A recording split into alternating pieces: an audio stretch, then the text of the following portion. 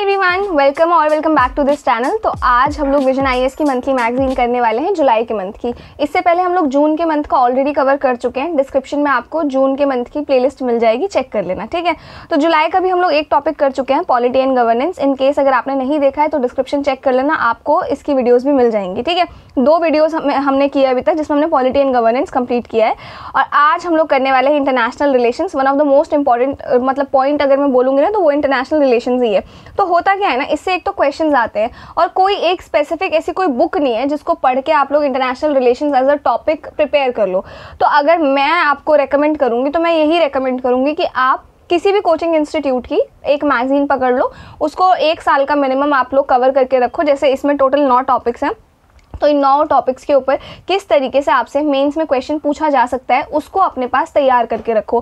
Trust में अगर आप लोग ये करते हो ना हर मंथ का, तो आपको इंटरनेशनल रिलेशंस के लिए अलग से किसी बुक पे या किसी और के रिसोर्सेज पे डिपेंड होने की ज़रूरत ही नहीं पड़ेगी, क्योंकि आप इन्हीं को करोगे, क्वेश्चंस प्रिपेयर कर लोगे और P YQ, that is more than enough, ठीक है। तो स्टार्ट करते हैं आज के हमारे पहले टॉपिक के साथ, जो कि है India United kingdom comprehensive economic and trade agreement. तो रिसेंटली क्या हुआ है ना, आपका इंडिया और यूके इन दोनों ने ही comprehensive economic and trade agreement ये चीज़ जो है ना साइन किया है। अब इसको समझने से पहले ना हम यहाँ पे एक एग्जांपल लेते हैं। ये है हमारा इंडिया, ठीक है, और ये है यूके। अब इसको ध्यान से समझना, ठीक है। अब मान लो कोई सामान है, सपोज करो एक पेंसिल है, वो पेंसिल इंडिया में 2 रुपए की बन रही है, ठीक है। अब मैं ये चाहती हूँ कि ये जो पेंसिल है ना, मैं इंडिया के अलावा बाकी के देशों में भी बेचूँ उसको, ठीक है। तो अब क्या होगा, मैं उस पेंसिल को लेके जा रही हूँ, मैं चाहती हूँ कि मैं यूनाइटेड किंगडम की जो मार्केट्स है ना वहाँ पे इस पेंसिल को सेल करूँ, ठीक है, आप कर सकते हो। तो जब कोई भी सामान किसी एक पर्टिकुलर देश के बाहर जाता है बिकने के लिए, तो सबसे पहले तो उस देश की जो अपनी गवर्नमेंट है ना वो कुछ चार्जेस लेती है। तो मैं मान लेती हूँ कि मेरी जो सरकार है उसने मुझसे एक्स अमाउंट लिया है, ठीक है।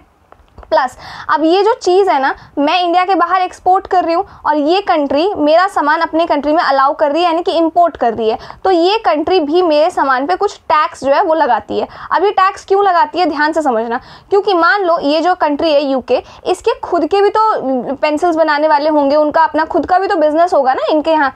तो अब वो लोग भी पेंसिल बनाते होंगे। अब मान लो वो लोग पेंसिल बनाते हैं 2 रुपए की, ठीक है। अब सिमिलरली मैंने अब यहाँ 2 रुपए ना करके मैंने 1 रुपए की पेंसिल बनाई है, सपोज करो, ठीक है। अब मैं उसको यूके की मार्केट में बेच रही हूँ और मान लो यूके की गवर्नमेंट कोई टैक्स मेरे से नहीं ले रही है, ठीक है। तो अब मैंने मान लिया कि मेरी गवर्नमेंट ने कुछ नाम मात्र टैक्स मेरे से लिया है, तो यूके की मार्केट में वो पेंसिल जो है 1.1 रुपीज़ की बिकेगी। लेकिन यूके के जो अपने जो मतलब बिजनेस वाले हैं जो पेंसिल्स बना रहे हैं अपनी मार्केट में जो बेच रहे हैं, वो तो 2 रुपए की बेच रहे हैं। अब जो लोकल कंज्यूमर्स है, मैं और आप है, हम लोग ये थोड़ी देखते हैं कि ये सामान यूके से आया है, इंडिया से आया है, नहीं। हम क्या देखते हैं, हमारे लिए सस्ता कौन सा पड़ेगा।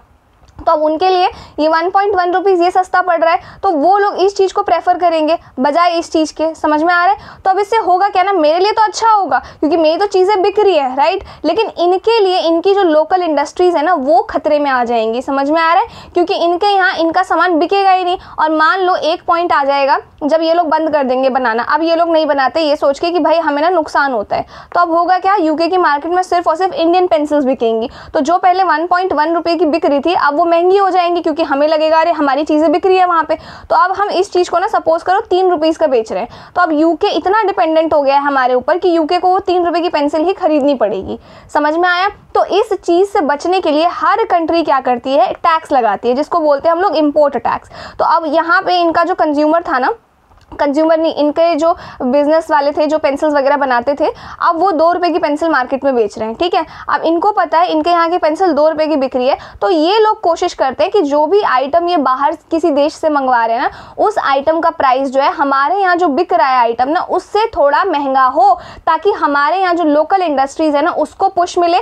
साथ ही हम जो है इंडिया के साथ या किसी और कंट्री के साथ पार्टनरशिप भी बना के रखे, पार्टनरशिप भी ना तोड़े, समझ में आ रहा है। तो इस वजह से ऐसा होता है। तो अब इन्होंने वाई अमाउंट ऑफ टैक्स लगा दिया मेरे ऊपर। तो अभी जो 2 रुपए की पेंसिल थी ना, मैं अज्यूम कर रही हूँ कि ये सब कुछ लगने के बाद इस मार्केट में 3 रुपए की बिकेगी, समझ में आ गया।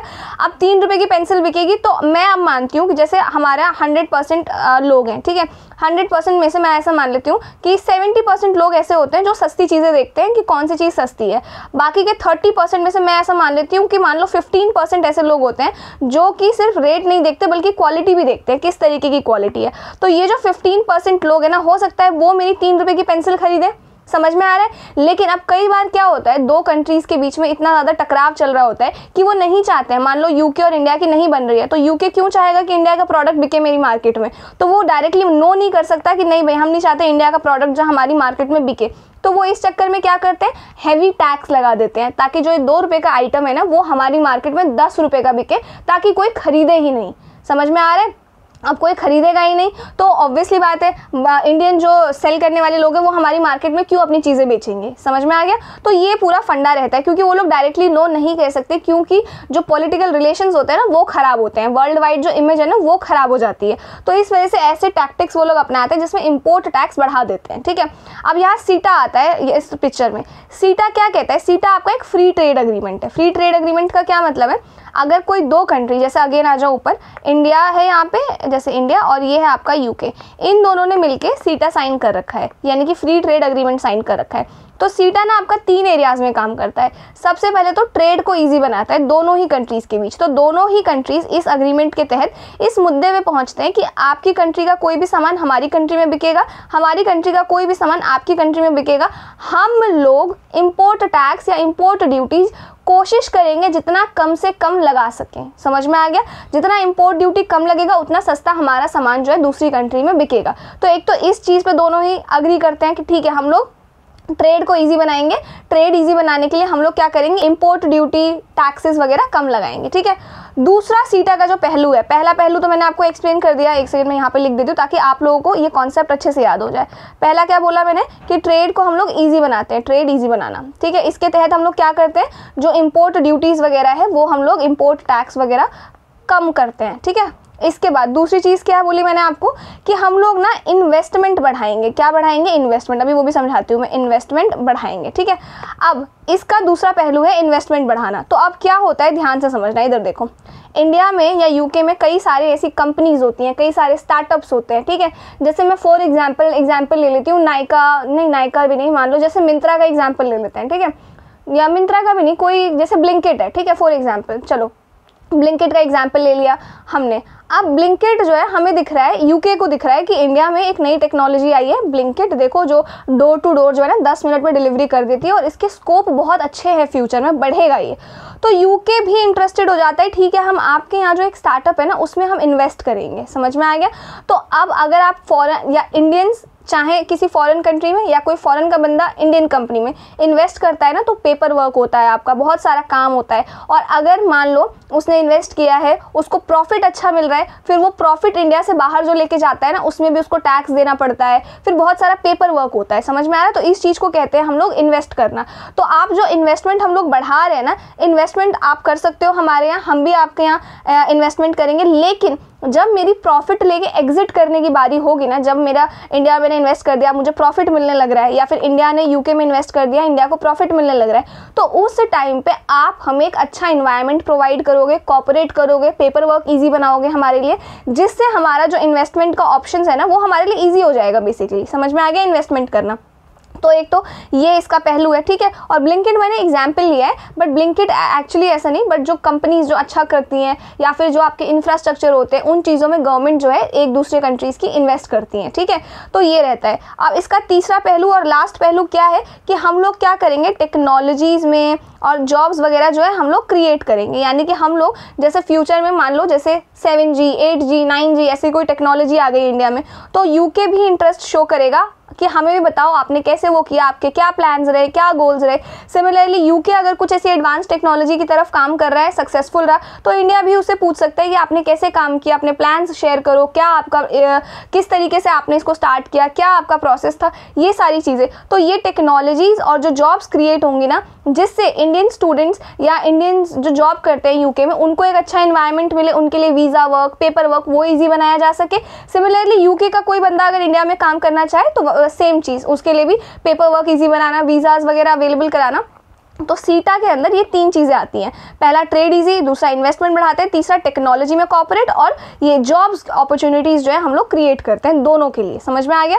तो ये थे आपके सीटा के एग्रीमेंट। इसी वजह से सीटा जो है काफ़ी ज़्यादा इंपॉर्टेंट हो जाता है। अब रीज़न मैंने आपको ऐसे क्यों समझाया मुझे बताओ। अब ये मैंने आपको ऐसे समझा दिया तो ये तीनों पॉइंट्स आपके हाथ में रहेंगे। आप मेंस में इंडिया यूके के बीच ही नहीं, अगर कुछ ऐसा आता है कि इंडिया चाइना हैज़ साइंड सीटा, एक्सप्लेन्स इट्स सिग्निफिकेंस वगैरह वगैरह, तो आप सीटा को ही डिफाइन कर पाओगे कि सीटा इतना अच्छा है और इस वजह से दोनों कंट्रीज़ को साइन किया, दोनों कंट्रीज है, दोनों कंट्रीज़ को प्रॉफिट मिलेगा, ये होगा वो होगा।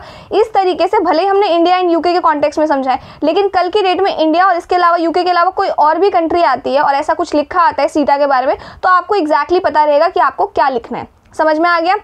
नाउ ये तो हो गई सीटा की बात। अब सीटा के अलावा भी दो और ऐसी चीज़ें हैं जिनको दोनों ने अग्री किया है, दोनों कंट्रीज ने एक तरीके से साइन ही कर लिया है मान लो। तो पहला तो है इंडिया यूके विजन 2035, इसको थोड़ा डिटेल से नीचे समझेंगे। और दूसरा है आपका डिफेंस इंडस्ट्रियल रोड मैप, ये भी साइन किया है। तो डिफेंस इंडस्ट्रियल रोड मैप क्या है? दोनों ही कंट्रीज जो है ना डिफेंस के सेक्टर में कोलैबोरेट करेंगे। अब किस तरीके से कोलैबोरेट करेंगे? पहला है को डिज़ाइन। को डिज़ाइन का मतलब क्या है? दोनों ही कंट्रीज आपस में मिलकर डिफेंस से रिलेटेड जितनी टेक्नोलॉजीज है ना उनको मिलकर डिजाइन करेंगे। को डेवलपमेंट, उनको मिलकर डेवलप करेंगे। को प्रोडक्शन ऑफ डिफेंस प्रोडक्ट्स, यानी कि दोनों ही मिलकर उसमें पैसा लगाएंगे उन प्रोडक्ट्स में। समझ में आ गया? तो ये 3 पॉइंट्स आप लोग ध्यान रखना। जब एक तो हो गया हमारा सीटा के तहत भी 3 पॉइंट्स है। दूसरा है हमारा डिफेंस इंडस्ट्रियल रोड मैप। इस रोड मैप के अंदर को डेवलपमेंट, को प्रोडक्शन एंड को डिजाइन करेंगे इंडिया और यूके मिलके, ठीक है। इसके बाद है वेरी इंपॉर्टेंट चीज जो कि है इंडिया यूके विजन 2035। नाउ ये जो है ना ये आपका लॉन्ग टर्म पार्टनरशिप साइन किया है इंडिया और यूके ने। अब इसमें होगा क्या ना, अगले 10 सालों में हम दोनों मिलके किन किन एरियाज़ में और कैसे कॉपरेट करेंगे इसकी बात हो रखी है। जैसे कौन से एरियाज़ हैं वो? पहला है आपका इकोनॉमी में कॉपरेट करेंगे। फिर है आपका टेक्नोलॉजी में कॉपरेट करेंगे। फिर है आपका डिफेंस, देन है क्लाइमेट, देन है हेल्थ एंड देन है एजुकेशन। समझ में आ गया? तो ये वो सेक्टर्स हैं जिन सेक्टर्स में आगे आने वाले 10 सालों में यानी कि टिल 2035 इंडिया और यूके जो है कॉपरेट करेगा। समझ में आ गया? अब इसको थोड़ा और डिटेल में नीचे दिया हुआ है, इसको ध्यान से समझो। तो हुआ क्या, ये हमारी पार्टनरशिप, हम सीटा तो हम लोग साइन कर ही रहे थे, ट्रेड तो हम लोग बढ़िया अपना बना ही रहे थे।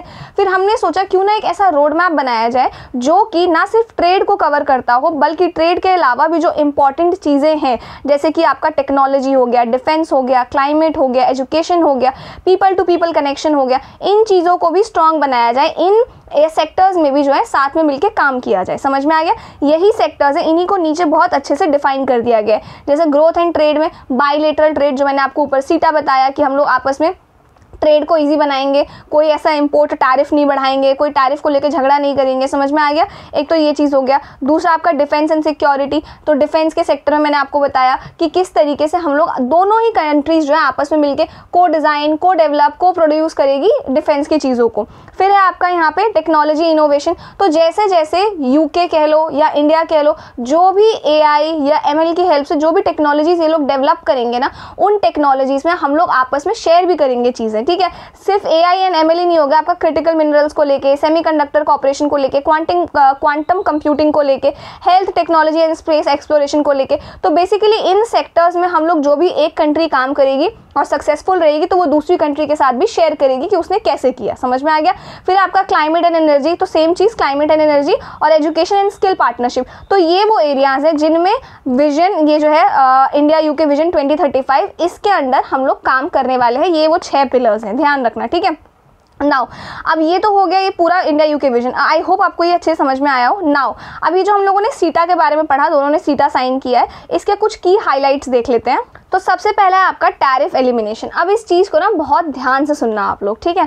तो मैंने आपको ऊपर क्या बताया यहाँ पे कि हम लोग जब सीटा साइन करते हैं किसी कंट्री के साथ ट्रेड को बढ़िया बनाने के लिए, तो सबसे पहले हमारा जो चीज़ रहता है ना वो एम ही ये रहता है कि हम इम्पोर्ट ड्यूटीज़ जो है ना वो कम कर दें ताकि हमारी चीज़ें दूसरी कंट्री में सस्ती बिकें। क्लियर है ये चीज़? तो टैरिफ एलिमिनेशन हमने कर दिया, यानी कि टैरिफ ऑलमोस्ट ना के बराबर अब रह गया है। तो जो आपका है यूके में आपका 99% टैरिफ्स लाइन हटा दी गई है, इंडिया में आपका 89.5% टैरिफ्स लाइन हटा दी गई हैं।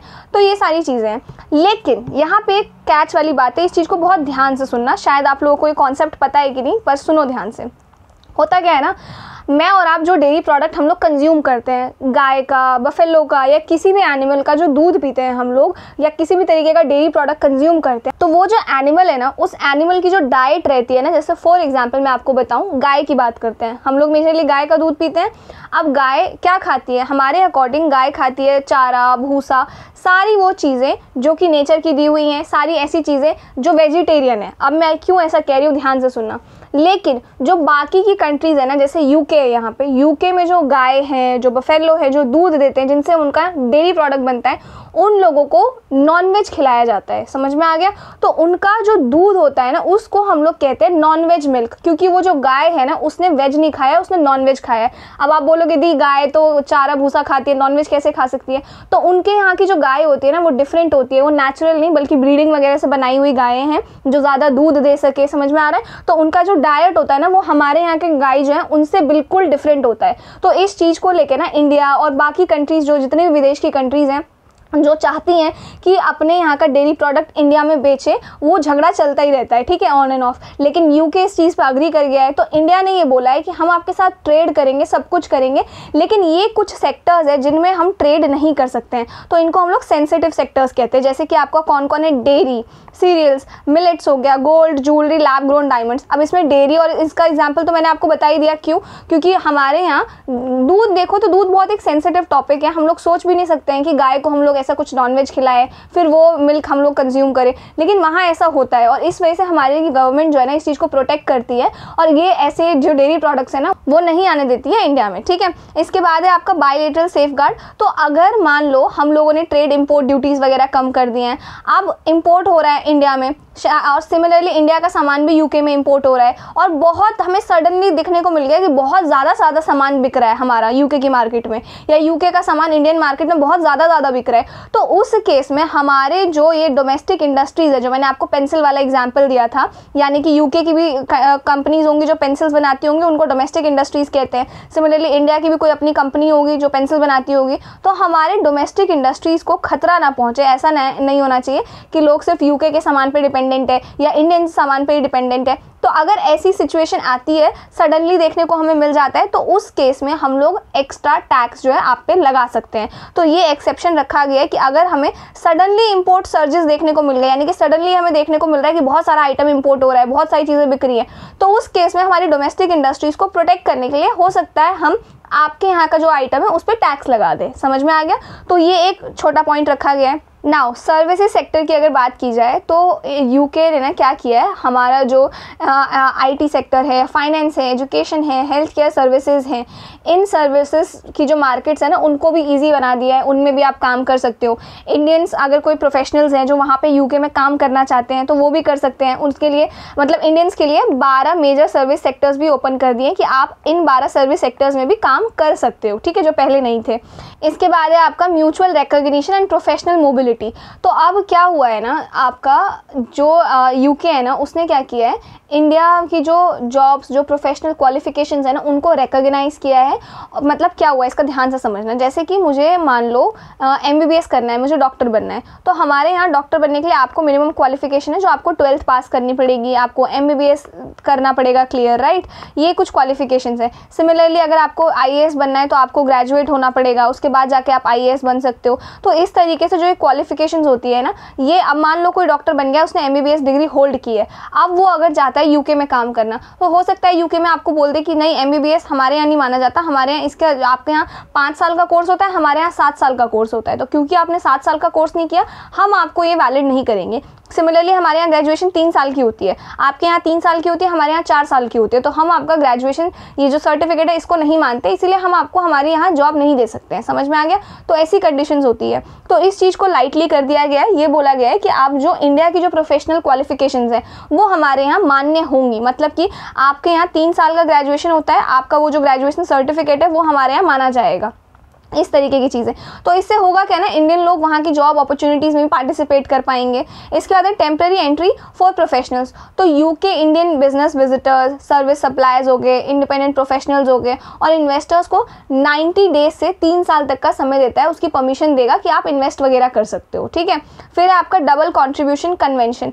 तो इंडियन वर्कर्स जो यूके में टेम्प्रेरी काम करते हैं, टेम्प्रेरी सोशल सिक्योरिटी कॉन्ट्रीब्यूशन वगैरह देते हैं, तो उनको और उनके एम्प्लॉयर्स को ना यूके में एक्स्ट्रा टैक्स जो है नहीं देना पड़ेगा। इंडियन प्रोफेशनल्स के लिए थोड़ा ईजी हो गया है, उनके ऊपर फाइनेंशियल बर्डन नहीं आएगा। इसके बाद है सिंप्लीफाइड रूल्स फॉर ओरिजिन, यानी कि आप अपना सामान अगर एक्सपोर्ट करना चाहते हो यूके के मार्केट में तो जो डॉक्यूमेंटेशन, पेपर वर्क वगैरह होता है, सर्टिफिकेट्स वगैरह होता है, वो आप खुद ही कर सकते हो। उसके लिए मतलब ईजी रूल्स कर दिए गए, इस तरीके से समझो। तो ये है आपका पूरा ये। आई होप आपको ये जो है समझ में आया होगा। अब इसके बाद ये मैंने आपको बता दिया इंडिया यूके क्या विजन है इस चीज़ का। इसके बाद आ जाओ इंडिया, सिग्निफिकेंस ऑफ सीटा फॉर इंडिया। अब इंडिया के लिए जो सीटा ये किस तरीके से हेल्पफुल रहने वाला है। तो सबसे पहले तो एक्सपोर्ट ग्रोथ। तो ये सीटा साइन करने के बाद ना हमारे जो एक्सपोर्ट्स है ना वो 20% से लेके 40% तक बढ़ जाएंगे। मतलब और ज़्यादा सामान जो है हम लोग यूके की मार्केट में भेज पाएंगे बेचने के लिए, ठीक है। तो ये अच्छा है, स्पेशली आपके textile sector, jewellery sector, machinery sector, तो इन सेक्टर्स में बहुत बूस्ट देखने को मिलेगा, ठीक है। फिर आपका जोग्राफिकल इंडिकेशन प्रोटेक्शन। अब इस चीज़ को बहुत ध्यान से समझना। तो होता क्या है ना, जब भी हम लोग अपना कोई जैसे प्रोडक्ट है जिसको जीआई टैग मिला हुआ है, इसका मतलब क्या है कि वो प्रोडक्ट हमारे इंडिया को बिलोंग करता है, हमारे कल्चर का वो पार्ट था और हमारे यहाँ से शुरू हुआ है, शुरू से हमारे यहाँ के लोकल वर्कर्स उसको बना रहे हैं। लेकिन अगर आप देखोगे यूके या फॉरेन, कहीं भी किसी भी कंट्री में देख लो फॉरेन में, उस सामान की चीप कॉपी आपको मिल जाएगी इजीली। तो अगर इंडिया का ओरिजिनल प्रोडक्ट यूके की मार्केट में जाएगा, समझ में आ रहा है, जो लोकल वर्कर्स द्वारा बनाया गया है, तो उनको समझ में आएगा कि अच्छा ये ओरिजिनल प्रोडक्ट है, ठीक है। तो इससे जो जीआई टैग मिला हुआ है जिन प्रोडक्ट को, उनको प्रोटेक्शन भी मिलेगी, वो कॉपी नहीं हो सकते हैं, क्योंकि अब उस मार्केट में बिक रहे हैं तो हम बता सकते हैं कि देखो ये हमारा प्रोडक्ट है, आप कॉपी करके बना रहे हो, ठीक है। तो वो नहीं होगा। तीसरा है आपका मार्केट एक्सेस। तो यूके का ना जो 37.5 billion agricultural import market Indian procedure के लिए ओपन हो गया है, समझ में आ गया। तो यानी 95% से ज़्यादा agriculture and processed food items जो है वो ड्यूटी फ्री यूके में जा पाएंगे। मतलब फार्मर्स और फूड इंडस्ट्री के लिए बहुत बड़ा एक्सपोर्ट अपॉर्चुनिटी है, बहुत अच्छी बात है। फिर आपका वर्कर बेनिफिट। तो सीटा में आपको पता है लेबर राइट का प्रोटेक्शन है, वर्कर को अवेयरनेस किया जाएगा, उनको स्पेशल फोकस जो आपका विमेन वर्कर्स पे किया जाता है कि उनके साथ किसी भी तरीके का डिस्क्रिमिनेशन जो है नहीं होना चाहिए, ठीक है। फिर है आपका एमएसएमई एंड रीजनल ग्रोथ। तो एमएसएमई यानी कि micro small and medium enterprises, जो छोटे लेवल की कंपनीज होती हैं, इस तरीके से उनको समझो। तो उनको काफ़ी ज़्यादा बूस्ट मिलेगा, वो लोग अपना आइटम जो है वहाँ पे भेज पाएंगे, तो ये काफ़ी ज़्यादा अच्छी बात है। अब ये जो ट्रेड बूस्ट होगा ना, इससे फ़ायदा किनका होगा, इनसे ये सभी जो है इन सभी को फ़ायदा पहुंचने वाला है, समझ में आ गया। तो ये काफ़ी अच्छी चीज़ है। इसके बाद आ जाओ significance of India UK relations, यानी कि अगर हम लोग इंडिया और यूके अपने रिलेशंस को स्ट्रॉन्ग बनाएंगे तो उसका क्या फ़ायदा होगा। सबसे पहले आपका इकोनॉमिक कॉपरेशन। तो बायलेटरल ट्रेड जो है बढ़ेगा आपका। यूके जो है ना वो इंडिया का 6th लार्जेस्ट इन्वेस्टर है, ठीक है। तो ये दोनों ही कंट्रीज़ के लिए अच्छा होगा। फिर आपका जियोपॉलिटिकली, तो दोनों ही देश जो है मल्टीपल जो फोरम्स होते हैं ना, मल्टीलेटरल फोरम्स, आप जैसे G20 हो गया, यूनाइटेड नेशंस हो गया, तो उनमें दोनों ही एक दूसरे को क्या करेंगे, सपोर्ट करेंगे। तो ग्लोबली ये जो चीज़ है ना काफ़ी अच्छी साबित होगी दोनों के लिए। फिर आपका डिफेंस कॉपरेशन। तो रेगुलर जॉइंट मिलिट्री हम लोग एक्सरसाइज कराएंगे, जैसे यहाँ पे दे रखा है। अब देखो ये ना आपका प्री का चीज़ है, ठीक है, इनको ना इग्नोर नहीं करना है बिल्कुल भी। जैसे कि यहाँ पे कोनकन है, ये नेवल एक्सरसाइज होता है आपका, ठीक है। आपका कोबरा वॉरियर है, ये आपका एयरफोर्स का होता है। फिर आपका अजिया वॉरियर है, ये आपका आर्मी का होता है। मैंने थोड़ा ज़्यादा ही मोटा कर दिया, एक सेकेंड। हाँ, तो ये जो है ना ये आपके लिए बहुत इंपॉर्टेंट है, इसको ध्यान रखना है, इसको हाईलाइट कर लेना अपनी मैगजीन में। ये किस किस के बीच में होता है, ये इनके कंट्रीज़ के नाम आपको पता होना चाहिए, मैच द पेयर्स टाइप में आ जाता है, ठीक है। फिर आपका इंडियन डायस्पोरा। तो काफ़ी सारे ऐसे इंडियंस हैं जो यूके में काम करते हैं, ठीक है। इसमें यहाँ पे डेटा भी दे रखा है 1.864 मिलियन एज पर 2021 सेंसस, तो अब तो ज़्यादा ही हो गया होगा। तो इंडियन कम्युनिटी को बहुत बड़ा सपोर्ट मिलेगा। फिर आपका एजुकेशन कॉपरेशन। तो यूके की कई सारी ऐसी यूनिवर्सिटीज़ हैं जो इंडिया में अपना कैंपस खोलना चाह रही हैं, समझ में आ रहा है। तो वो काफ़ी अच्छी चीज़ है। जैसे कि पहला है आपका university of Southampton Gurugram campus, तो ये काफ़ी अच्छी चीज़ है। तो इसके बाद है हमारे पास हेल्थ कॉपरेशन। तो दोनों ही जो है कंट्रीज़ आपस में हेल्थ में कोलैबोरेट करेंगी, हेल्थ सेक्टर जो है दोनों को ही इम्पैक्ट करेगा, काफ़ी अच्छा ये पार्टनरशिप रहेगा, दैट इज़ इट, ठीक है। तो ये सिग्निफिकेंस था, आई होप ये समझ में आया हो आपको। इसके बाद आ जाओ concern in India UK relation. अब ये जो है मजबूत तो हो रहा है, पर इसको क्या कोई चिंता की भी बात है इसको लेके। तो सबसे पहली चीज़ तो है डाइवर्जेंट फॉरेन पॉलिसी पोजीशन। तो अब हम सब अच्छा तो कर रहे हैं, सब साइन वाइन तो कर रहे हैं, पर प्रॉब्लम पता है क्या है, प्रॉब्लम ये जब आपका रशिया रशिया यूक्रेन वॉर हुआ ना, तो हम दोनों ही कंट्रीज़ यूके और इंडिया, हम दोनों का ही जो पॉइंट ऑफ व्यू है ना इस चीज़ पे अलग अलग है, ठीक है। यूके आपका ओपनली रशिया के अगेंस्ट है, इंडिया आपको पता है रशिया के साथ एकदम बैलेंस्ड अप्रोच बना के चलता है, न्यूट्रल तरीके से काम करता है। तो ये चीज़ें हमें चिंता है कि कहीं ये जो difference of point of view है ये इसका इम्पैक्ट हमारे उस पर ना पड़े, ठीक है। फिर आपका यूके डोमेस्टिक पॉलिटिक्स, तो यूके के पॉलिटिशियंस कभी कभी कश्मीर इशू हो गया या इंडिया के जो इंटरनल मैटर्स होते हैं ना उन पे भी अपना कमेंट कर देते हैं, और ये चीज़ हमें बिल्कुल भी पसंद नहीं आती है। इससे हो सकता है हमारे जो रिलेशंस हो सकता है जो इम्पैक्ट हो। फिर आपका खालिस्तानी सेपरेटिज्म, तो यूके में कुछ आपके प्रो खालिस्तानी ग्रुप्स जो है वो एक्टिव है, तो इंडिया को लगता है कि ये एक्टिविटीज़ इंडिया की सोवरेनिटी और यूनिटी के लिए एक थ्रेट ना बन जाए, ठीक है। फिर आपका एक्स्ट्राडिशन हर्डल्स, तो इंडिया यूके के बीच ना आपका एक्स्ट्राडिशन ट्रीटी है, लेकिन लीगल लूप होल्स हैं, डिलेज की वजह से ये जो चीज़ें हैं उतनी ज़्यादा फ्रूटफुल नहीं बन पाती है, ठीक है। तो लीगल कॉपरेशन अभी थोड़ा बहुत प्रॉब्लमेटिक है। तो ये है आपका कंसर्न्स, बस ये 4-5 एरिया है। नाउ ये जो एग्रीमेंट है हमारा, सीटा हो गया, इंडिया यूके विजन 2035 हो गया, ये फ्रेमवर्क, ये दोनों ही फ्रेमवर्क जो है ना ये दोनों ही कंट्रीज़ के रिलेशन को काफ़ी ज़्यादा स्ट्रॉन्ग बना सकते हैं। सिर्फ ट्रेड के ही सेक्टर में नहीं, बल्कि आपका टेक्नोलॉजी हो गया, आपका डिफेंस हो गया, आपका क्लाइमेट हो गया, एजुकेशन हो गया, इन सभी सेक्टर्स में ये हमारे लिए बहुत ज़्यादा फ्रूटफुल रिजल्ट जो है ला सकते हैं। समझ में आ गया। लेकिन प्रॉब्लम अब यही है कि अगर दोनों के ही जो पॉइंट ऑफ व्यूज़ हैं वो थोड़ा सा डिफरेंट है, अगर दोनों इस चीज़ को लेकर एक बैलेंस्ड अप्रोच बना लें, समझ में आ रहा है, दोनों कोई बीच का रास्ता अपना लें, तो हो सकता है ये जो पार्टनरशिप हम देख रहे हैं 10 साल की, वो हो सकता है आगे आने वाले टाइम में और ज़्यादा लॉन्गर टाइम के लिए चल पाए, ठीक है। तो ये है। इसके बाद अब चलते हैं फटाफट से अपने नोट्स की तरफ। नीचे आ जाओ फटाफट से। अभी देखो मैंने किस तरीके से आपके लिए नोट्स डिज़ाइन किए हैं। ये रहा हमारा टॉपिक। अब इंडिया और यूके ने क्या साइन किया है, comprehensive economic and trade agreement, क्या कहते हैं इसको हम लोग, सीटा। अब इसके क्यों साइन किया है, इससे दोनों कंट्रीज़ को क्या फ़ायदा होगा ये मैंने यहाँ पे लिख दिया है। ट्रेड बढ़ेगा, इन्वेस्टमेंट बढ़ेगा, टेक्नोलॉजी और जॉब्स जो है क्रिएट होंगी। फिर इंडिया और यूके का 2035 विजन, ये क्या है, ये नेक्स्ट 10 ईयर्स का विजन है, इन 6 सेक्टर्स में मिलकर काम करना है। Now defence industrial road map क्या है, को डिज़ाइन, को डेवलप एंड को प्रोड्यूस करना है डिफेंस सेक्टर से रिलेटेड जो भी इक्विपमेंट्स हैं उनको, ठीक है। तो ये है पूरा, ये टॉपिक ही है पूरा। अगर आप लोग ये पेज पूरा रीड कर लोगे ना तो आपको ये पूरा टॉपिक जो है तुरंत याद आ जाएगा। कई बार क्या होता है ना, जब हम लोग रिविजन करने जा रहे होते हैं ना तो हमें इतना बड़ा टॉपिक देख के घबरा जाते हैं कि अरे यार क्या रिवाइज करें। तो इस वजह से मैंने ऐसे प्रिपेयर कर दिया कि आप लोग इसको एक बार रीड कर लोगे, आप लोगों को समझ आ जाएगा। नाउ अब उसको जो सीटा था उसकी क्या की हाईलाइट है, गुड्स सेक्टर पे, सर्विसेज पे, पीपल एंड जॉब्स पे, एक्सपोर्ट पे। तो 99% इंपोर्ट ड्यूटी कम हो गई है। इंडिया ने 91% यूके एक्सपोर्ट्स के लिए मार्केट ओपन कर दिया है। डेयरी, सीरियल्स, गोल्ड, ये सब मैंने आपको ऑलरेडी एक्सप्लेन कर दिया है अभी ऊपर, ठीक है। नाउ अब इसके लिए ना आपको एक क्वेश्चन प्रिपेयर करना है जो कि है examine the significance of India UK CETA for India's MSME. India के एमएसएमई सेक्टर के लिए कितना इंपॉर्टेंट है ये, and regional industrial hubs considering broader India UK relations and potential concerns. अब ध्यान से सुनना, इसमें ना आपको 3 चीज़ें लिखनी है जो मैंने हाईलाइट की है। पहले तो ये सिग्निफिकेंस लिखना है, इंडिया के लिए सीटा कितना इंपॉर्टेंट है, specially MSME and regional industrial sector के लिए। दूसरा आपने लिखना है इंडिया और यूके के जो रिलेशंस है उनका सिग्निफिकेंस लिखना है। तीसरा आपने इनके कंसर्न्स लिखने हैं, और ये सारा ही आपके पास डेटा जो है ऊपर है यहाँ पे। कंसर्न्स ये रहे, सिग्निफिकेंस इंडिया एंड यूके के रिलेशंस के, और ये सीटा इंडिया के लिए क्यों इतना इंपॉर्टेंट है, ये समझ में आ गया। नाउ अब ये जो पीडीएफ है नोट्स वाली, ये पेड है, और आप में से जितने भी लोग इसको परचेज करेंगे उनको मैं इनका आंसर भी प्रोवाइड कर दूंगी, जिससे आप क्या करो, आप पहले कोशिश करना खुद इसका आंसर लिखो और उसके बाद टैली करना कि आपने कितना क्या लिखा है, कैसे लिखना चाहिए, इस तरीके से, ठीक है। तो इसका आंसर आप लोगों को मिल जाएगा उस पीडीएफ में। इसके बाद आ जाओ, नेक्स्ट टॉपिक है हमारा, कहाँ है, ऊपर है नेक्स्ट टॉपिक, जो कि है इंडिया एंड मालदीव्स रिलेशंस। अब एक सेकेंड, इसको ना एक काम करते हैं, इसको थोड़ा नीचे शिफ्ट कर देते हैं, रुक जाओ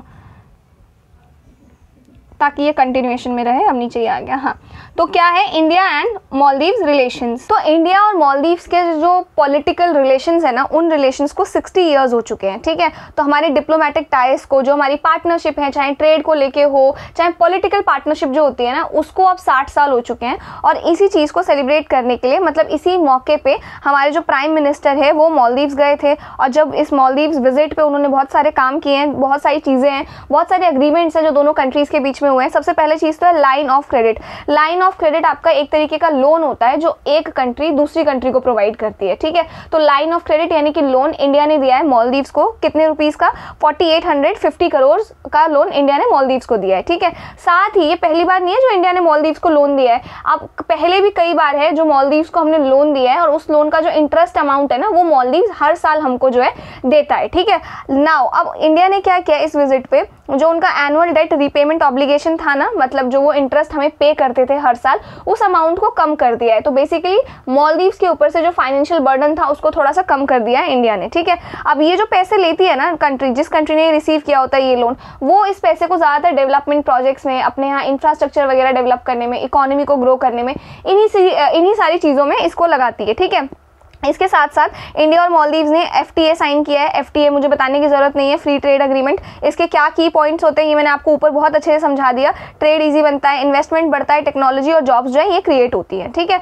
तो ये ध्यान रखना। इसके बाद आ जाओ नीचे। हाँ, और हुआ क्या है आपको पता है, हमारे यहाँ UPI डिजिटल पेमेंट सिस्टम है, राइट। तो अब इस इंडिया का जो UPI डिजिटल पेमेंट सिस्टम है ना उसको अब मालदीव्स में लॉन्च किया जाएगा। और इंडिया की तरफ से कौन ऐसा कर रहा है, NPCI। अब आपको ना कॉमेंट सेक्शन में मुझे इस बॉडी का फुल फॉर्म बताना है, ठीक है। NPCI का क्या फुल फॉर्म है।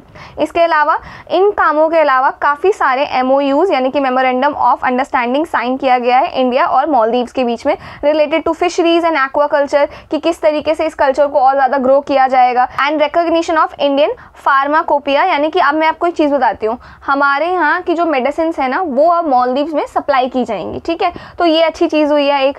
इसके साथ साथ अब एरियाज ऑफ कॉपरेशन, यानी कि फ्यूचर में अब मालदीव्स और इंडिया किन किन एरियाज में मिलकर काम करने वाले हैं वो यहाँ पे डिस्कस करेंगे। नाउ अब आपको पता है इंडिया और मालदीव्स के जो रिलेशंस है ना वो काफ़ी पुराने हैं, मतलब कल्चरल, हमारा लिंग्विस्टिक चीज़ें, रिलीजियस चीज़ें, कमर्शियल लिंक्स, ये सारी जो चीज़ें हैं ना ये काफ़ी पुराना है और हमारा जो रिलेशन है ना वो इन्हीं चीज़ों पर बेस्ड है, समझ में आ रहा है। और 1965 में ना जैसे आपका मालदीव्स इंडिपेंडेंट हुआ था, उसकी इंडिपेंडेंस के तुरंत बाद ही इंडिया ने उसे रिकॉग्नाइज किया था, उसके साथ अपने टाइज को, मतलब पार्टनरशिप को इनिशिएट किया था। और मालदीव्स एक बहुत ही स्ट्रैटेजिक जगह पे बेस्ड है, समझ में आ रहा है। अब आप लोगों से एक तो मैंने पूछा है NPCI का फुल फॉर्म बताना, अब दूसरा क्वेश्चन मैं आपसे पूछती हूँ, ये है हमारा मालदीव्स, दिख रहा है आपको ये रहा। अब आपको बताना है ये जो मालदीव्स है ना ये इंडिया के किस साइड में लोकेटेड है, एग्जैक्ट डायरेक्शन मेरे को बताना है इसका कमेंट सेक्शन में बिना गूगल किए, ठीक है। और ये आपका वैसे तो ये रीड करोगे तो समझ में आ ही जाएगा, बट स्टिल मुझे बताना है कि ये आपका कहाँ पे लोकेटेड है कमेंट सेक्शन में। तो मालदीव्स जो है ना वो बहुत ही ज़्यादा स्ट्रैटेजिक जगह पर है जहाँ से दुनिया के बड़े बड़े जो शिपिंग रूट्स हैं वो गुजरते हैं, इसलिए इंडिया के लिए सिक्योरिटी और ट्रेड दोनों के पॉइंट ऑफ व्यू से ही काफ़ी ज़्यादा इंपॉर्टेंट बन जाता है मालदीव्स के साथ रिलेशन अपने स्टैब्लिश करना, ठीक है। इंडिया को मालदीव्स एक नेट सिक्योरिटी प्रोवाइडर मानता है और दोनों देश जो है ना defence cooperation, joint military exercises, regional security forums, इनमें साथ काम करते हैं, ठीक है। अब बात करें अगर इकोनॉमिक टाइज की तो हमारे इकोनॉमिक टाइज भी काफ़ी ज़्यादा अच्छे हैं, स्ट्रॉन्ग है। 2023 में हमारा जो ट्रेड है मालदीव्स के साथ वो $548.97 मिलियन था, ठीक है। इसके बाद इंडिया मालदीव्स का सबसे बड़ा ट्रेडिंग पार्टनर बन गया है, ठीक है। जब भी कोई क्राइसिस आई है 1998 में, 2004 में सुनामी के टाइम में, 2014 में वाटर क्राइसिस या फिर कोविड-19 जो आया था, तो मालदीव्स को सबसे पहले हेल्प करने वाला जो था ना वो इंडिया ही था, समझ में आ गया। इस वजह से मालदीव्स का जो फर्स्ट रिस्पॉन्डर है ना वो इंडिया माना जाता है। कौन माना जाता है मालदीव्स का फर्स्ट रिस्पॉन्डर? इंडिया, ये चीज़ ध्यान रखना। मालदीव्स का फर्स्ट रिस्पॉन्डर कौन है? इंडिया है, ठीक है। और आज के टाइम में आपका टूरिज्म हो गया, स्टूडेंट एक्सचेंज हो गया, इन दोनों ही चीज़ों की वजह से इन दोनों ही कंट्रीज के बीच में काफ़ी ज़्यादा स्ट्रॉन्ग कनेक्शन है। और आपको पता ही है कि इंडिया जो है मालदीव्स के लिए टॉप टूरिस्ट मार्केट बन चुका है। सबसे ज़्यादा टूरिस्ट जो मालदीव्स विजिट करते हैं वो आपके इंडिया से ही होते हैं, ठीक है। तो ये था। इसके बाद आ जाओ इधर, इसके बाद है recent irritants in the bilateral relations, यानी कि इंडिया और मालदीव्स के रिलेशंस में ना टाइम टू टाइम हमें कुछ चैलेंजेस भी हैं जो देखने को मिले, जैसे कि पहला है डोमेस्टिक पॉलिटिक्स ऑफ मालदीव्स। तो हुआ क्या ना, मालदीव्स की जो डोमेस्टिक पॉलिटिक्स है ना उसमें एक डिवाइड है, कुछ लीडर्स है जो प्रो इंडिया है, कुछ लीडर्स है आपके जो प्रो चाइना है। तो इस वजह से कभी कभी एंटी इंडिया स्लोगन्स वहाँ हमें देखने को मिलते हैं। जो करंट प्रेसिडेंट है वहाँ के, म्यूजू, आई एम सॉरी अगर मैं गलत प्रोनाउंस कर रही हूँ, उन्होंने इंडिया आउट कैंपेन के बेस पर इलेक्शन जीता था, जिसके चलते इंडियन मिलिट्री पर्सोनल को वापस भेजने का डिसीजन हुआ और कुछ जॉइंट प्रोजेक्ट्स जो है वो भी कैंसिल कर दिए गए, ठीक है। तो पहले जहाँ मालदीव्स का इंडिया फर्स्ट पॉलिसी था ना, अब उन्होंने मालदीव्स फर्स्ट पॉलिसी कर दिया है अपनी, समझ में आ गया। तो मतलब हर जगह मालदीव्स को पहले प्रायोरिटी दो। और दूसरी तरफ जो चाइना है वो भी मालदीव्स में अपना इन्फ्लुएंस बढ़ा रहा है। बेल्ट एंड रोड इनिशिएटिव, जिनको नहीं है पता मैं आपको बता देती हूँ, एक इनिशिएटिव है BRI RI इनिशिएटिव। इसके तहत क्या होता है ना, चाइना जितने भी आसपास वाले रीजन है एक्सेप्ट इंडिया, ठीक है, अफगानिस्तान हो गया, पाकिस्तान हो गया, या आपका चाइना बांग्लादेश हो गया, मालदीव्स हो गया, इनके साथ अपने रिलेशन काफ़ी स्ट्रॉन्ग करना चाह रहा है, अपना डोमिनेंस जो है ना इन कंट्रीज में बढ़ाना चाह रहा है। समझ में आ रहा है, जिसको लेके इंडिया थोड़ा सा कंसर्न है, तो ये चीज़ भी हमें देखने को मिलती है। फिर इकोनॉमिक इंस्टेबिलिटी, तो आपका इकोनॉमिक फ्रंट पर भी मालदीव्स है ना वो वीक है, फिस्कल डेफिसिट हाई है, वर्ल्ड बैंक के हिसाब से उनका डेट जो है 2027 तक GDP का 135% से ज़्यादा हो जाएगा। ऊपर से वहाँ पे रेडिकलाइजेशन है। यूएसए ने ना मालदीव्स के कुछ ग्रुप्स को बोल दिया, कुछ मेंबर्स को, कुछ लोगों को, कि कुछ लोग जो है आपका ISIS, अलकायदा, ऐसे जो टेररिस्ट ग्रुप है इनके साथ एसोसिएटेड है। तो बेसिकली मैं आपको अगर शॉर्ट में बताऊँ, जो चैलेंजेस है ना हमारे और मालदीव्स के बीच में, एक तो चाइना मेन इशू है, चाइना का इन्फ्लुएंस है, वीक इकोनॉमी है, टूरिज्म से रिलेटेड कंसर्न रहता है, तो ये थोड़ा कॉम्प्लिकेटेड बन गया है, ठीक है। तो बेसिकली इंडिया और मालदीव्स जो है दोनों ही एक इंडियन ओशन रीजन में रहने वाली कंट्रीज़ हैं, दोनों को ही सिमिलर चैलेंजेस का सामना करना पड़ता है, जैसे मैरीटाइम सिक्योरिटी, टेररिज्म हो गया, क्लाइमेट चेंज हो गया, इकोनॉमिक इंस्टेबिलिटी हो गया। तो इन इश्यूज़ का जो इम्पैक्ट है ना सिर्फ उनके अपने देश तक ही लिमिटेड नहीं है, बल्कि पूरे इंडियन ओशन रीजन पर होता है। इसलिए दोनों नेचुरली अगर एक दूसरे के पार्टनर्स हैं, अगर इंडिया और मालदीव्स मिलके काम करें तो मैरीटाइम सिक्योरिटी हो गया, डिफेंस कॉपरेशन हो गया, डेवलपमेंट के एरियाज हो गए, इन सभी एरियाज में जो हैं दोनों कंट्रीज आपस में कॉपरेट करके काम कर सकती हैं। समझ में आ गया? तो ये काफ़ी इंपॉर्टेंट था आपके लिए। नाउ अब इसके बाद आ जाओ इसके नोट्स पे फटाफट से। तो ये देखो, मैं आपको एक चीज़ बताती हूँ, इंटरनेशनल रिलेशंस में ना आपको जो भी कंट्रीज़ इंडिया के साथ ऐसे न्यूज़ में बनी हुई है ना, उनके साथ आपको एक क्वेश्चन प्रिपेयर करना ही करना है, तभी जाके आप लोग इंटरनेशनल रिलेशंस के आंसर लिख के आ पाओगे, ठीक है। तो IR का हम लोग इंडिया मालदीव्स रिलेशन पढ़ रहे हैं फिलहाल। तो इसका कॉन्टेक्स्ट, इंडियन प्राइम मिनिस्टर ने मालदीव्स विजिट किया क्योंकि इंडिया मालदीव्स के डिप्लोमेटिक रिलेशंस को 60 ईयर्स कंप्लीट हो चुके हैं। समझ में आ गया? ये मैंने यहाँ कॉन्टेक्स्ट लिख दिया है, इसका क्या आउटकम आया मैंने ये भी यहाँ लिख दिया, इसी से आप लोगों को रिवाइज हो जाएगा सारा, ठीक है। नाउ अब इस पे बेस्ड एक क्वेश्चन ये रहा, India and Maldives share civilisational ties but their relationship is increasingly shaped by Jio strategic and security concerns, comment. अब इसका आंसर आप लोगों को लिखना है, और जो लोग ये नोट्स परचेज करेंगे उनको इनका आंसर भी मिल जाएगा, ठीक है। Now coming back to the next topic, जो कि है हमारा China's hydro power project on the Brahmaputra river. अभी जो ब्रह्मपुत्र रिवर है ना, पहले इसके बारे में समझते हैं। इधर देखो, तो ये जो एरिया है ना आपका, एक सेकंड मुझे डिफरेंट कलर्स यूज करने दो, रेड कलर फिलहाल। तो ये वाला जो एरिया दिख रहा है आपको, ये है हमारा इंडिया का अरुणाचल प्रदेश वाला बॉर्डर, ठीक है। और इससे ऊपर वाला जितना भी ये एरिया है, ये चाइना वाला एरिया है, ठीक है। एक सेकंड, रॉन्ग कलर, ये जितना भी एरिया है ना, ये चाइना वाला एरिया है, ठीक है। तो जो आपकी ब्रह्मपुत्र रिवर है ना, वो रिवर चाइना के तिब्बत रीजन से ओरिजिनेट होती है, ठीक है। तो चाइना से ओरिजिनेट हो गई, ये आप देख रहे हो ऐसे करके, फिर यहाँ पे आके बेंड होके वो इधर के रास्ते से अरुणाचल प्रदेश से एंटर करती है इंडिया में, एंड देन इंडिया से वो डायरेक्ट चली जाती है बांग्लादेश में। क्लियर है ये चीज़? नाउ अब मेरी बात एक बहुत ध्यान से सुनना, ये जो रिवर है ना, ये 3 कंट्रीज ट्रैवल कर रही है, एक चाइना, दूसरा इंडिया और तीसरा ब्रह्मपुत्र। अब जो इंटरनेशनल लॉ है ना हमारा, उस लॉ के अकॉर्डिंग अगर कोई रिवर एक से ज्यादा कंट्रीज में फ्लो कर रही है ना, तो सारी कंट्रीज का हक है उस रिवर के पानी पे, कोई एक कंट्री उस रिवर के पानी को कंट्रोल नहीं कर सकती है। समझ में आ गया? अभी आपको अगर याद हो, रिसेंटली क्या हुआ था, इंडिया ने जो इंडस रिवर का पानी का फ्लो था वो बंद कर दिया था, पाकिस्तान नहीं जाने दे रहे थे, राइट। तो इस चीज पे सारे ही जो वर्ल्ड बैंक है, यूनाइटेड नेशन है, ये सभी हमारे अगेंस्ट हो गए थे बिना एक्चुअल रीजन जाने। समझ में आ गया? तो वो इसलिए अगेंस्ट हुए थे क्योंकि जो इंटरनेशनल लॉ है ना, वो ये कहता है कि अगर कोई एक रिवर एक से ज्यादा कंट्रीज में ट्रैवल कर रहा है, तो उन सभी कंट्रीज का उस रिवर के पानी पे हक है, कोई एक कंट्री उस रिवर के पानी को कंट्रोल नहीं कर सकता है। समझ में आ गया? ये इंटरनेशनल लॉ है। अब ध्यान से सुनना इस बात को, ठीक है। तो अब ये मैंने आपको पूरा किस्सा समझा दिया। अब एक रिवर 3 कंट्रीज में ट्रैवल करती है, तो चाइना में इसका नाम, इस जो ब्रह्मपुत्र रिवर है उसका नाम है यारलुंग जांगबो। ये आपका UPSC प्री का क्वेश्चन है, 2 बार पूछा गया है, इसलिए आपको ये नाम पता होना चाहिए, ठीक है।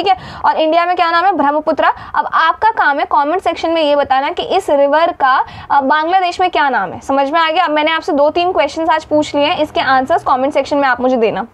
नाउ आप ध्यान से सुनना इस बात को। तो चाइना क्या कर रहा है ना, ये जो मैंने आपको बताया कि ऐसे करके फ्लो करके ऐसे अरुणाचल प्रदेश के रीजन से एंटर कर रहा है, यहाँ वाला जो एरिया है ना, ये वाला एरिया, यहाँ जो आपका चाइना का रीजन है, लेकिन जस्ट अरुणाचल प्रदेश के ऊपर देख रहे हो ये रिवर है, यहाँ पे ये इधर चाइना बना रहा है दुनिया का सबसे बड़ा डैम। समझ में आ गया? जिस डैम की हेल्प से वो इलेक्ट्रिसिटी को जनरेट करेगा। अब चाइना का ऐसा कहना है कि इस डैम के थ्रू ना जो ये नेचुरल रिवर का फ्लो है ना, इसमें कोई डिस्टर्बेंस नहीं आएगी, ये जैसे पानी जा रहा है इंडिया में, जैसे पानी पहुंच रहा है बांग्लादेश में, वैसे ही जाएगा, हम इस चीज़ को कंट्रोल नहीं करेंगे, हम इस चीज़ को रोकेंगे नहीं, ऐसा चाइना का कहना है। ठीक है, अभी इस पर भी आएंगे हम।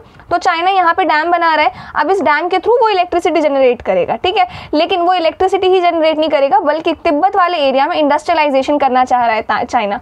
अब तिब्बत जो एरिया है ना, वो आपका इकोनॉमिकली बैकवर्ड एरिया है थोड़ा सा, वहाँ पे इतनी इंडस्ट्रीज नहीं है। तो चाइना ये चाह रहा है कि तिब्बत वाले रीजन में, जहाँ से आपका ये ब्रह्मपुत्र का पानी ओरिजिनेट हो रहा है, उस रिवर में इंडस्ट्रीज आए, बहुत सारी इंडस्ट्रियलाइजेशन हो। तो अगर इलेक्ट्रिसिटी ज़्यादा जनरेट होगा तो ऑटोमेटिकली इंडस्ट्रीज जो है आएंगी, और हम इस एरिया में इंडस्ट्री में जो इंडस्ट्रियलाइजेशन कर रहे हैं, इस एरिया में हम इलेक्ट्रिसिटी थोड़ा सस्ता और अबंडेंट प्रोवाइड करेंगे, यानी कि भरपूर मात्रा में प्रोवाइड करेंगे। समझ में आ गया, ये चाइना का कहना है। इसके साथ साथ चाइना का क्या गोल है?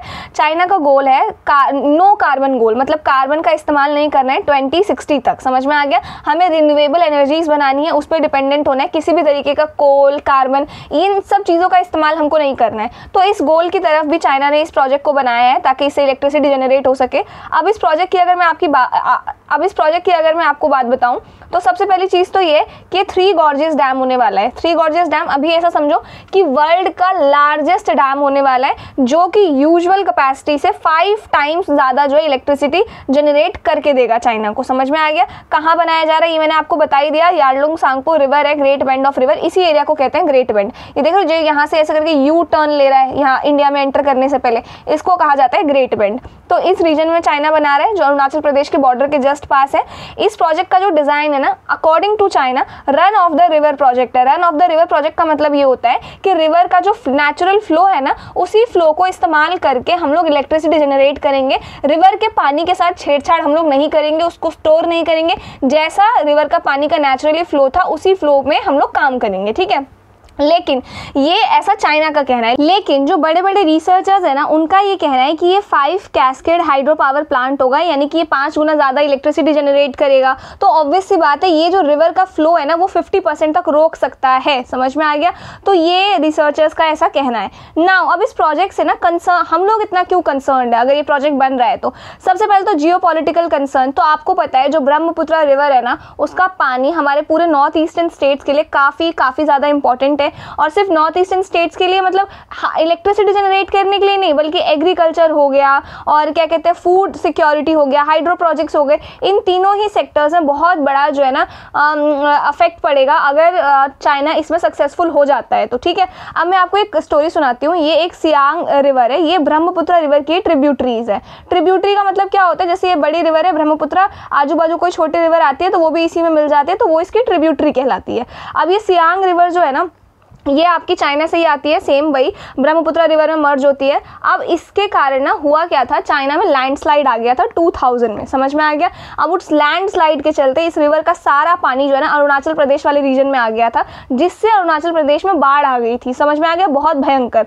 तो ये यहाँ पे इनका कहना है, इसी का एग्जाम्पल लेके कि ये लोग डैम बनाएंगे तो पानी के फ्लो को कंट्रोल करेंगे, तो कभी ज़्यादा छोड़ दिया, कभी कम छोड़ दिया, तो ऐसा केस भी हो सकता है, वही क्राइसिस हमें दोबारा देखने को भी मिल सकता है। समझ में आ गया। फिर है हमारे पास वाटर रिसोर्स कंपटीशन। तो वही है कि ब्रह्मपुत्र बेसिन जो है, ये इंडिया, चाइना, बांग्लादेश, ये तीनों के बीच में कंपटीशन बना रहता है, क्योंकि इसका पानी ये तीनों ही कंट्रीज आपस में शेयर करती हैं। समझ में आ गया। अब कोई एक उस पानी को कंट्रोल करना चाहेगा तो हो सकता है कि ये रीजन में इंस्टेबिलिटी ला दे। इसके बाद एनवायरमेंटल इम्पैक्ट। तो जो आपका ये गंगा ब्रह्मपुत्र डेल्टा है ना, जो बांग्लादेश और वेस्ट बंगाल का सबसे फर्टाइल और प्रोडक्टिव रीजन है, मेनली सेडिमेंट डिपॉजिट्स पर डिपेंड करता है। जब डैम या हाइड्रो प्रोजेक्ट बन जाता है ना, तो सेडिमेंट्स यानी कि मिट्टी, मिनरल्स, न्यूट्रिएंट्स वगैरह जो होते हैं ना, उनका नेचुरल फ्लो जो है ना रुक जाता है। तो इससे हो सकता है इस रीजन के जो सॉइल की जो फर्टिलिटी है ना, उस पर इसका प्रभाव पड़े। ठीक है, फिर हमारा थ्रेट टू 218 फिश स्पीशीज।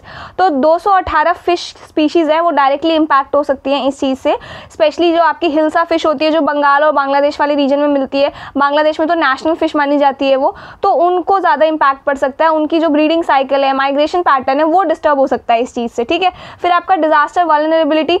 तो पहले तो located in seismic zone V, prone to earthquake and landslides. तो जो जगह प्रोजेक्ट के लिए सिलेक्ट की गई है ना, वो seismic zone 5 actually seismic zone 5 में आता है। मतलब ये एरिया आपका हाईएस्ट अर्थक्वेक प्रॉन जोन है, मतलब सबसे ज़्यादा फ्रीक्वेंट अर्थक्वेक हमें यहाँ पे देखने को मिलते हैं। और ऐसे जोन्स में अगर आप डैम कंस्ट्रक्ट करते हो तो बहुत ज़्यादा रिस्की हो जाता है। ठीक है, फिर आपका यहाँ पे जैसे एग्जांपल दे रखा है कि दिसंबर 2014 में तिब्बत में आपका 7.5 मैग्नीट्यूड का अर्थक्वेक आया था। ये आपका तो ये एक रिमाइंडर है हमारे लिए कि अगर इतना बड़ा अर्थक्वेक डैम के पास आएगा ना तो हो सकता है डैम फेल हो जाए, सारा पानी वापस से इंडिया वाले रीजन में, बांग्लादेश वाले रीजन में हमें बाढ़ देखने को मिल जाए, तो ये रिस्क है। इसके बाद आ जाओ यहाँ पे existing river water cooperation mechanism between India and China.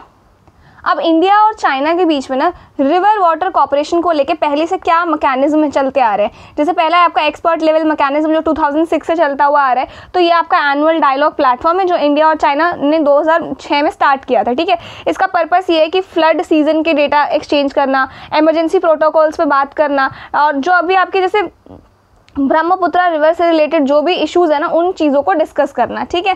फिर आपका hydrological data sharing on Brahmaputra, तो बेसिकली ये ना एक मेमोरेंडम ऑफ अंडरस्टैंडिंग है, उसके अंडर चाइना इंडिया को जून से अक्टूबर यानी कि जो आपके फ्लड के सीजन होते हैं उसके बीच हाइड्रोलॉजिकल डेटा देता है। ये डेटा तिब्बत के 3 स्टेशन से होता है क्योंकि ब्रह्मपुत्र जो है ना वहाँ से ओरिजिनेट होती है, ठीक है। और इस डेटा का यूज़ इंडिया में फ्लड्स प्रिडिक्ट करने के लिए, डिजास्टर मैनेजमेंट के लिए यूज़ होता है। समझ में आ गया। अब प्रॉब्लम इस चीज़ को लेकर पता है क्या है कि ये जो है ना ये आपका 2023 में एक्सपायर हो चुका है ये MOU, ठीक है।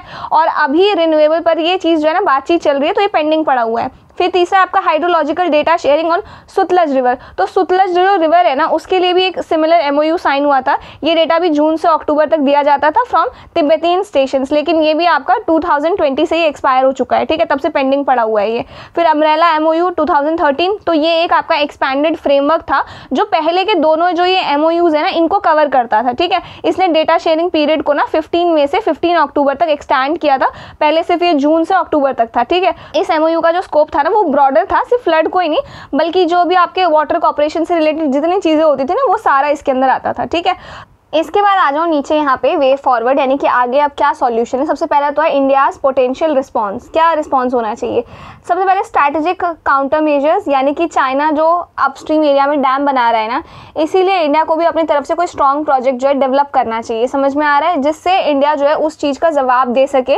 इसीलिए जो है सियांग अपर मल्टीपर्पज़ प्रोजेक्ट, ये प्रोजेक्ट अरुणाचल प्रदेश में प्रपोज किया गया है 2017 में नीति आयोग के द्वारा, ठीक है, जो हाइड्रो पावर के साथ साथ आपका वाटर फ्लो को भी रेगुलेट करेगा। तो एक तो ये चीज़ है।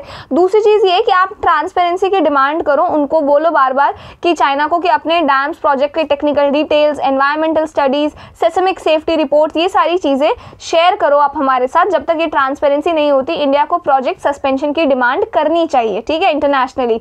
फिर आपका रीजनल कोलिएशन, तो सिर्फ इंडिया ही नहीं बल्कि बांग्लादेश और दूसरे जो डाउनस्ट्रीम कंट्रीज़ हैं जहाँ पे उस डैम्स मतलब रिवर के पानी को लेके, चाहे डैम को लेके किसी भी तरीके की कोई भी दिक्कत हो सकती है, तो इंडिया उन कंट्रीज़ के साथ बात करे, उनके साथ मिलकर legally binding water sharing accords वगैरह डिमांड करे कि ये इस लॉ के तहत ये है, रिवर के फ्लो का इस्तेमाल ऐसा हो सकता है, तो कुछ ऐसी चीज़ें करे। फिर आपका ट्रांस बाउंड्री कॉपरेशन, तो चाइना ने ना कजाकिस्तान के साथ अपने शेयर्ड रिवर अग्रीमेंट्स किए हैं, ठीक है। इंडिया को भी इसी तरीके के फॉर्मल मैकेनिज्म की तरफ पुश करना चाहिए ताकि अपने जो राइट्स हैं वो हम लोग सेफ गार्ड कर सकें। फिर आपके वाटर सिक्योरिटी फ्रेमवर्क, जैसे आपका नाटो है वो कलेक्टिवली सिक्योरिटी के लिए बना है, वैसे ही एक south Asia water security framework बनाया जा सकता है ब्रह्मपुत्र, इंदस, गंगा, इन सारी रिवर्स को लेके। इसमें आपका डेटा ट्रांसपेरेंसी, डिस्प्यूट रिजोल्यूशन और डिजास्टर प्रिपेयर्डनेस का सिस्टम भी होना चाहिए, ठीक है।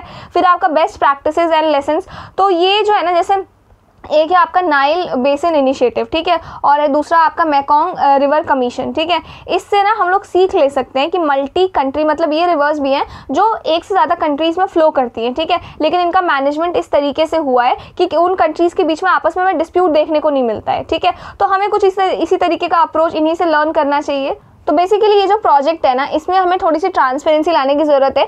विदाउट ट्रांसपेरेंसी ये चीज़ पॉसिबल नहीं हो सकती है। अगर चाइना ने ये डैम कंस्ट्रक्ट कर दिया तो जितनी डाउनस्ट्रीम कंट्रीज़ हैं, इंडिया हो गया, बांग्लादेश हो गया, उन पे इसका असर जो है पड़ सकता है, ठीक है।